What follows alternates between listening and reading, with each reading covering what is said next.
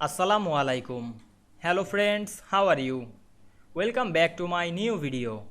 In this video, I am going to show you how to change page orientation in Word single page. Let's get started. At first, we have to open a Word document. Then we want to change page orientation in this document, a single page. Firstly, zoom out the document. Click the zoom option and zoom out.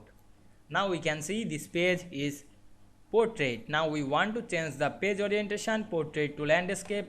Go to the layout design layout menu, then click orientation option, then choose the landscape. Then we can see we change the page orientation portrait to landscape, the single page, very easily. I hope you enjoyed the video.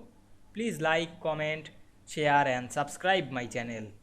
Thanks for watching.